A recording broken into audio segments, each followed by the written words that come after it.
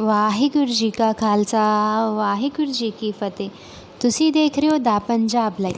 ਪੁਰਾਣੇ ਸਮੇਂ ਦੀ ਗੱਲ ਹੈ, ਇੱਕ ਵਾਰ ਇੱਕ ਸੰਤ ਪ੍ਰਚਾਰ ਕਰਨ ਦੂਰ ਦੂਰ ਜਾਇਆ ਕਰਦੇ ਸੀ ਤਾਂ ਕਿ ਲੋਕਾਂ ਨੂੰ ਚੰਗਾ ਜੀਵਨ ਜੀਣ ਲਈ ਪ੍ਰੇਰ ਸਕਣ।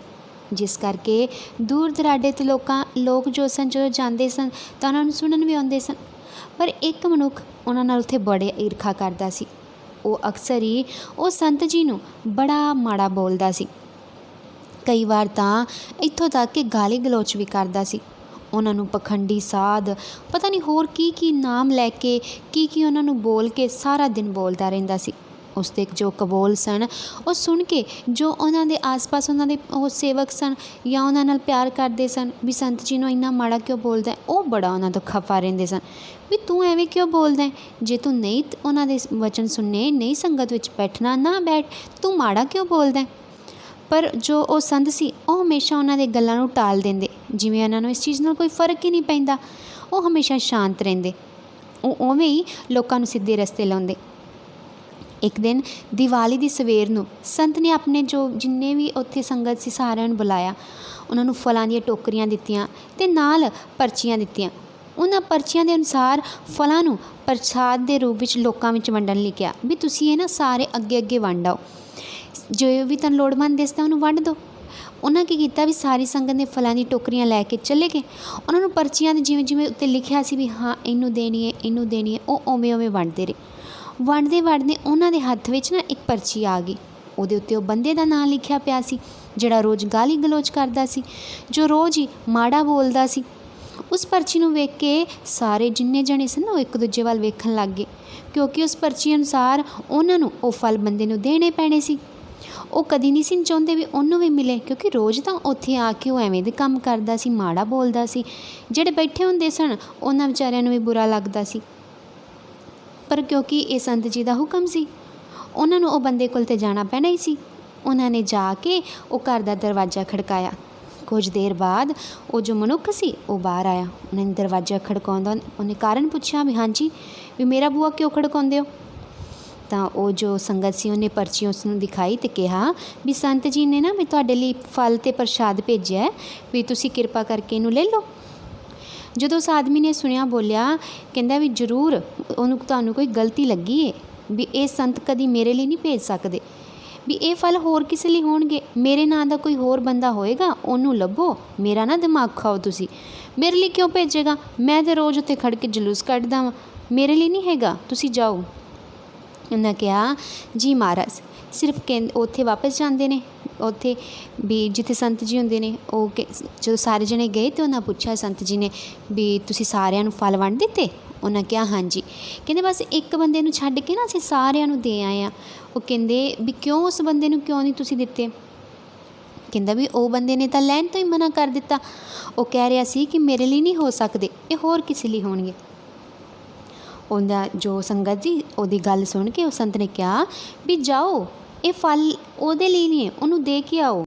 ਉਹ ਸੰਗਤ ਕੀ ਕਰਦੀ ਹੈ, ਫਿਰ ਉਹ ਜੋ ਵੀ ਫਲ ਸਨ ਲੈ ਕੇ ਚਲੇ ਜਾਂਦੇ ਨੇ ਅਤੇ ਉਹਦੇ ਕੋਲ ਜਾਂਦੇ ਨੇ, ਉਹਨੂੰ ਕਹਿੰਦੇ ਵੀ ਨਹੀਂ ਸੰਤ ਜੀ ਨੇ ਤੇਰੇ ਲਈ ਭੇਜੇ ਨੇ, ਤੂੰ ਲੈ ਲਾ।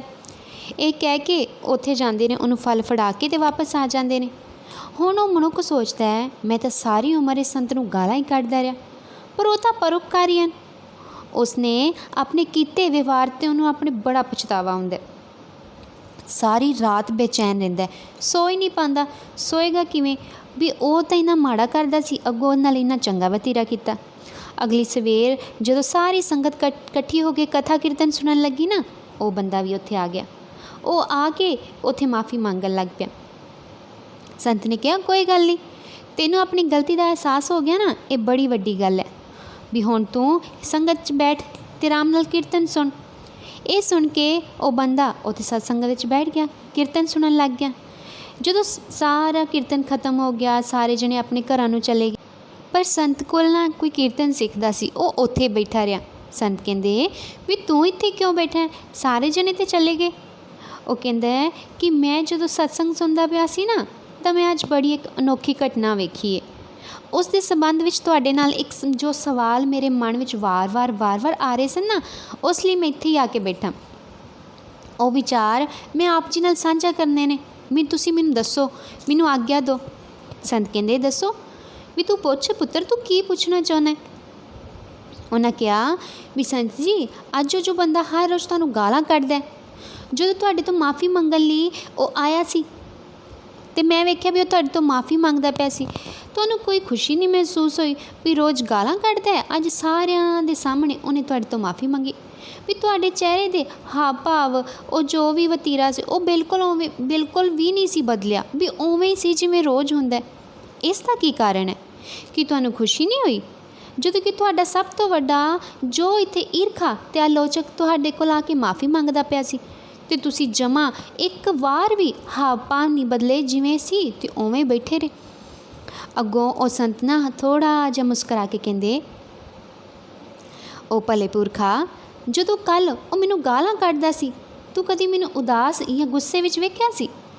ਮੈਂ ਕਦੀ ਵੀ ਉਸ ਦੀਆਂ ਗੱਲਾਂ ਕਰਕੇ ਗੁੱਸੇ ਨਹੀਂ ਆਇਆ, ਅਤੇ ਅੱਜ ਜਦੋਂ ਉਹ ਮਾफ़ੀ ਮੰਗ ਰਿਹਾ ਤਾਂ ਮੈਂ ਖੁਸ਼ ਨਹੀਂ ਹੋਇਆ। ਪੁੱਤਰ, ਜਦੋਂ ਵੀ ਜ਼ਿੰਦਗੀ ਵਿੱਚ ਕੋਈ ਤੇਰੇ ਨਾਲ ਐਵੇਂ ਕਰੇ, ਮੰਨ ਲਓ ਜੇ ਉਸਦੇ ਮਾੜੇ ਵਿਹਾਰ ਕਾਰਨ ਮੈਂ ਗੁੱਸੇ ਵਿੱਚ ਆ ਜਾਂਦਾ, ਉਸਦੇ ਮਾफ़ੀ ਮੰਗਣ ਨਾਲ ਮੈਂ ਖੁਸ਼ ਹੋ ਜਾਂਦਾ, ਫਿਰ ਕੀ ਮੈਨੂੰ ਉਹ ਬੰਦਾ ਨਹੀਂ ਚੱਲ ਰਿਹਾ ਹੁੰਦਾ? ਉਹ ਹੁਣ ਹੋ ਰਿਹਾ ਹੁੰਦਾ ਨਾ। ਮੈਂ ਤਾਂ ਆਪਣਾ ਕੰਟਰੋਲ ਉਸ ਬੰਦੇ ਦੇ ਹੱਥ ਵਿੱਚ ਦੇ ਦਿੰਦਾ, ਵੀ ਜਦੋਂ ਉਹਨੇ ਬੋਲਿਆ ਮੈਂ ਗੁੱਸੇ ਹੋ ਗਿਆ, ਜਦੋਂ ਉਹਨੇ ਮਾफ़ੀ ਮੰਗੀ ਮੈਂ ਖੁਸ਼ ਹੋ ਗਿਆ। ਮੈਂ ਆਪਣੀ ਚਾਬੀ ਉਹਦੇ ਹੱਥ ਵਿੱਚ ਥੋੜ੍ਹਾ ਦੇਣਾ।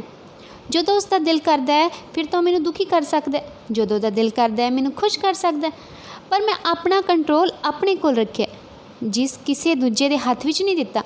ਇਸ ਲਈ ਨਾ ਮੈਂ ਉਮੀਦ ਮਾੜੇ ਵਿਵਹਾਰ ਤੋਂ ਕਦੀ ਦੁਖੀ ਹੋਇਆ ਅਤੇ ਨਾ ਹੀ ਮੈਂ ਕਦੀ ਮਾफ़ੀ ਮੰਗਣ ਨਾਲ ਖੁਸ਼ ਹੋਇਆ। ਅਸੀਂ ਵੀ ਆਪਣੀ ਜ਼ਿੰਦਗੀ ਵਿੱਚ ਸੰਗਤ ਜੀ ਬਹੁਤ ਵਾਰ ਐਵੇਂ ਕਰਦੇ ਹਾਂ। ਆਪਾਂ ਆਪਣਾ ਕੰਟਰੋਲ, ਆਪਣੀ ਚਾਬੀ, ਆਪਣਾ ਰਿਮੋਟ ਦੂਜਿਆਂ ਦੇ ਹੱਥ ਦੇ ਦਿੰਦੇ ਹਾਂ। ਜਦੋਂ ਵੀ ਕੋਈ ਸਾਡੇ ਨਾਲ ਮਾੜਾ ਵਤੀਰਾ ਕਰਦਾ ਹੈ ਤਾਂ ਸਾਨੂੰ ਬੜਾ ਜ਼ਿਆਦਾ ਗੁੱਸਾ ਆ ਜਾਂਦਾ। ਗੁੱਸੇ ਨਾਲ ਅਸੀਂ ਆਪਣਾ ਹੀ ਨੁਕਸਾਨ ਕਰ ਲੈਂਦੇ ਹਾਂ। ਜਦੋਂ ਕੋਈ ਸਾਨੂੰ 2 ਸ਼ਬਦ ਵੀ ਪ੍ਰਸ਼ੰਸਾ ਦੇ ਬੋਲ ਦਿੰਦਾ ਹੈ ਤਾਂ ਅਸੀਂ ਬਹੁਤ ਜ਼ਿਆਦਾ ਖੁਸ਼ ਹੋ ਜਾਂਦੇ ਹਾਂ, ਬਿਨਾਂ ਇਹ ਜਾਣੇ ਕਿ ਸੱਚੀ ਪ੍ਰਸ਼ੰਸਾ ਕਰ ਰਹੇ ਹਾਂ ਜਾਂ ਉਸ ਦੇ ਪਿੱਛੇ ਵੀ ਉਹਦਾ ਕੋਈ ਸਵਾਰਥ ਹੈ।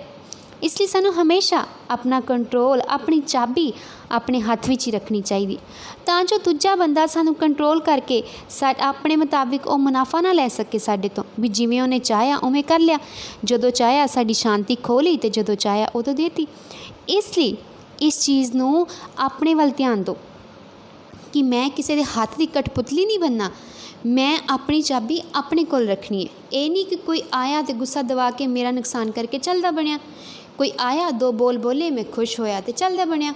ਨਹੀਂ, ਆਪਣੀ ਚਾਬੀ ਆਪਣੇ ਕੋਲ ਰੱਖੋ, ਆਪਣੇ ਖੁਸ਼ ਹੋਣ ਦਾ। ਦੁਖੀ ਹੋਣਾ ਹੀ ਕਿਉਂ ਹੈ? ਜਦੋਂ ਵਾਹਿਗੁਰੂ ਨਾਲ ਹੈ ਫਿਰ ਦੁੱਖ ਕਾਹਦਾ? ਇਸ ਲਈ ਹਮੇਸ਼ਾ ਕਿਸੇ ਦੇ ਬੋਲਾਂ ਨੂੰ ਨਾ ਦਿਲ 'ਤੇ ਲਾਓ, ਅਤੇ ਜੇ ਕੋਈ 2 ਪ੍ਰਸ਼ੰਸਾ ਦੇ ਬੋਲ ਬੋਲਦਾ ਤਾਂ ਵੀ ਹਮੇਸ਼ਾ ਖੁਸ਼ ਰਹੋ। ਆਪਣੇ ਮਨ ਵਿੱਚ, ਆਪਣੇ ਹਿਰਦੇ ਵਿੱਚ ਉਸ ਵਾਹਿਗੁਰੂ ਨੂੰ ਰੱਖੋ। ਜਦੋਂ ਵਾਹਿਗੁਰੂ ਰਹਿਣਗੇ ਤਾਂ ਆਪੇ ਸਾਰੇ ਸੁੱਖ ਮਿਲਣਗੇ।